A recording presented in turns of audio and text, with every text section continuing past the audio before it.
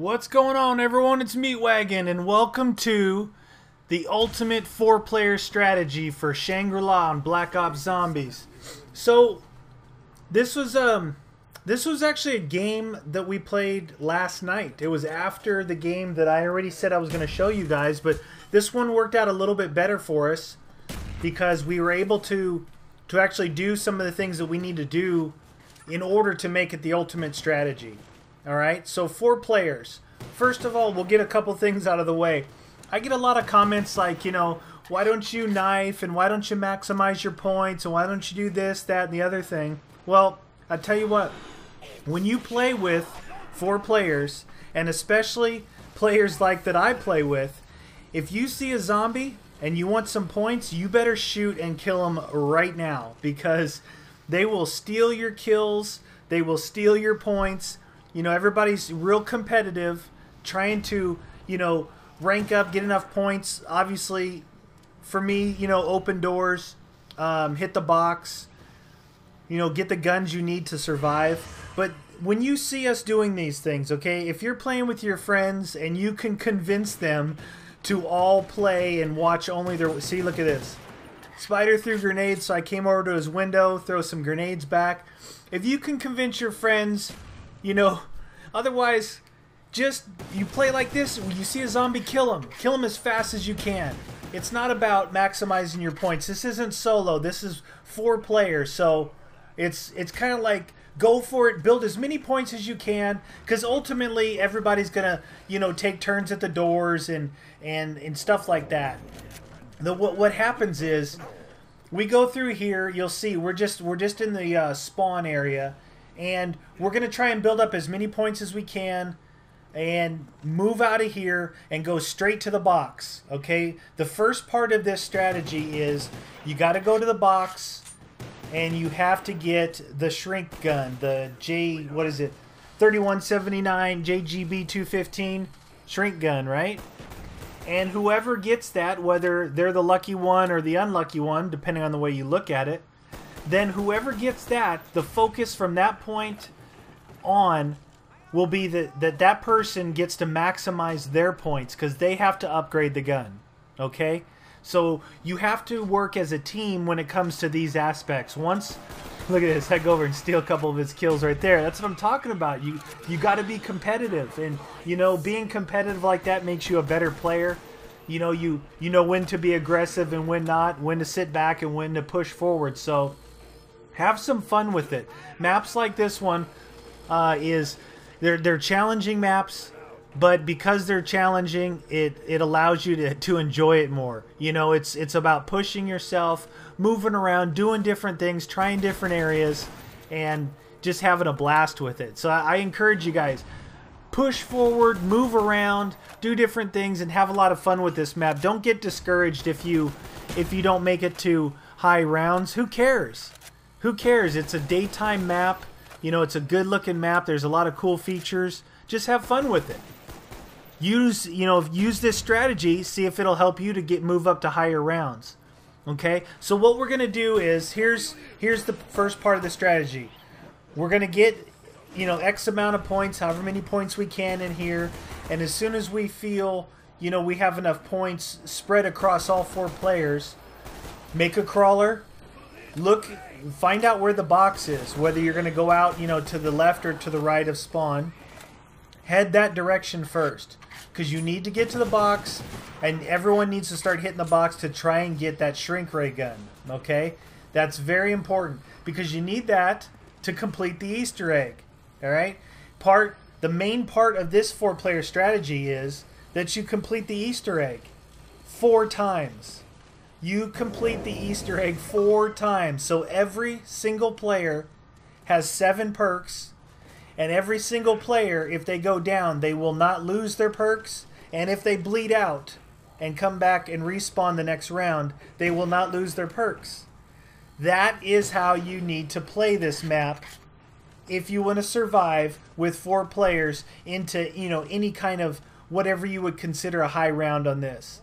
So you can see, I looked up, I saw the box, I opened the first door. Now look at these guys. Look at them. Come on over and open the door. You can see how they're taking their time. Hyper Mole's game. He's come over. He'll open the door up. Now, we go hit the box. You can see this isn't box whoring here. This is not box whoring, because normally we'd run off-the-wall guns. This group here is pretty good not to box whore. We're trying to get the shrink ray gun. Let's see what Spider pulls on his first pull out of the box. What do you know? A ray gun.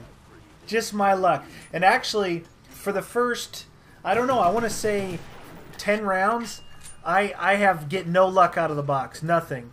I end up buying, I have like a Python and my M14. I end up getting a 74U off the wall. And I think I eventually pull an RPK. And at that point, it's pretty much game on. It's time for me to start getting some kills and some points and really start racking it up. But you can see this. I mean, I got a sniper rifle. This is a lot of fun, but on this particular map, there's not a lot like decent lines of sight. I'm not going to upgrade it. So it's a little early on to get it. If it was maybe around 15 or something, I might try and have some fun with the sniper like we did on Call of the Dead, but not this time. So you can see I got a sniper and an M14, and we're trying to complete the first Easter egg. What I'm going to do is, there's parts like when we get a crawler or we're doing certain things, and it may be a short amount of time, it may be a long amount of time. I'm going to clip those parts out of there, because what I'll do is, a little spoiler alert, I actually will take the first meteorite, so I get the 7 perks first. Give the 7 perks to your best player. I'm just kidding. Those guys will love that. I'm just kidding. No, I'm not. Whoever, talk amongst yourselves. Either give it to your best player or give it to your worst player. Okay, either way, it doesn't matter. If some other players have already bought Jug and maybe someone doesn't have it, let them take it first. It doesn't matter, because the ultimate goal is that all 4 are going to get it.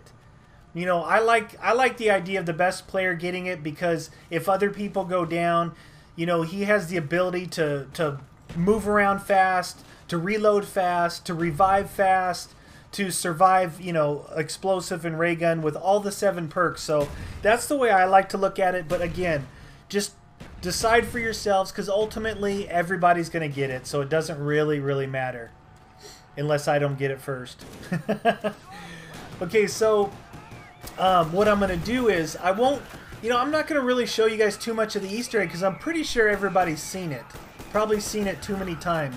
But as we get like into the 3rd or 4th time we're doing the Easter egg, I'll probably leave that part in and show you just how fast we do it. Oh, look at that. See, Spider had his ray gun, and he was getting all confident running out there trying to steal all my kills. And he goes up in a spawn by himself and gets himself down. So I'm going to go pick him up, and I'm telling him, hey, buddy, stick back here. Stick with the strategy, man. It's because you got a ray gun, no Jug, doesn't mean you can go running around. So I like messing with these guys. But see this right here? This is my strategy area. This is the meatwagon area right here. If you have 4 players, you're going to see us utilize this area a lot. You have 4 players, and while you're trying to get from round to round, whether you're looking for a napalm zombie, like I like to call him the flamer, if you're looking for a flamer, or you're just trying to build points, and you have 4 players, get down in that area. Watch what we do down there. But just remember, the meatwagon, that's meatwagon's area. Don't let anybody else take credit. Everybody always tries to take credit for the places that I find and call it their own, like no one else has ever done it. So we're going to call this one the meatwagon area, and you guys are all welcome to use it. Actually, I encourage you to use this area. You'll see later on, as things get really hectic, you'll find, where do I always fall back to? I always fall back to the little meatwagon area, because I find there's a little bit of room here to maneuver. You can, listen and judge if they're coming from which side or behind you, or you have 2 forms of escape. You have the tunnel, and you can go back up and either go left to spawn, as I'm looking here, or right up to the minecart and escape that way, or jump down into the geyser hole and get down into the underground area and get out of town quick. So what we're doing now is, I probably talked over, but Hypermole actually pulled the Bentleys down. All right, so Hypermole pulled the shrink gun out of the box that first time through when I got the sniper. So what we're doing now is we're trying to work on Hyper building up his points.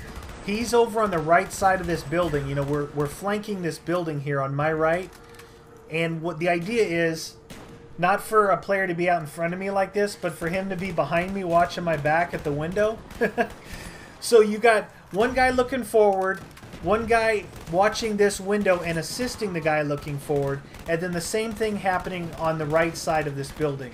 There's a window, and then you got the cave, and they jump down by the perk machine right there. So one guy looking forward, one guy watching the window and supporting the forward guy. It works really, really good. But, you know, like always, you have to communicate. You have to communicate with each other, and you can be, you can be real successful in this area. You know, really successful. And you'll see this as we go through this series. This is just part 1. I cut a lot out of part 2 because there was a lot of just downtime. So we'll probably jump up into the action fairly quick. So don't miss any of these parts to this video series. You're going to see some really fun gameplay, and you're going to, you know, see this 4-player strategy, not only for getting everybody all the perks, but from that point on, then go into high rounds. Because we did, you could see here, watch this. I'm a little frustrated right now. I'm actually a little bit frustrated at the box, and I try to kill myself. Watch. I look right at the ground and say, man, screw this box. But it didn't take me out. But you know, after this, I said, this one more hit here, I said enough, man. I'm just gonna buy the 74 off the wall or something, because I'm not gonna deal with this box messing with me like this. It's kind of stupid, you know, getting really unlucky. Those guys pulled ray guns, they pulled, you know, the shrink gun. They were pulling all these good guns, and here I am with my M14 still and a Python, no jug, no nothing, and no points. So, you know, in that case, just go to the wall. Get yourself an MP. MPL's right here, by the way, and you'll see again this strategy come into play later. If you're in an area and you have upgraded guns because you're in the higher rounds where you need upgraded guns, try and find an area where there's a gun on the wall that you can rebuy ammo. This area right here does have the MPL, and it has the 74U just down below us, which is the gun I end up choosing when we get up in the higher rounds for my gun that I can replenish my ammo with. So again, we're just building points right now. We're trying to build up points for Hypermole so he can upgrade the shrink gun to the fractalizer, and then we can go through and do the Easter egg. We can go all the way through and do the whole first Easter egg, and then we found something out as we went along. If you can get to the point, say, you know, after the first, you can do it for the first one, but after one guy has it, if you can get to the point where you have a couple of crawlers and a flamer, a napalm zombie cruising around, you can run through the whole Easter egg. You can run through it. Let me see. I think you can just keep running through it. Yeah, as long as you keep the napalm zombie alive. He can actually set off the spike mores in the cave. He can actually, you know, he has to set the things on fire in here. You can see I'm chancing the box again because it's a fire sale.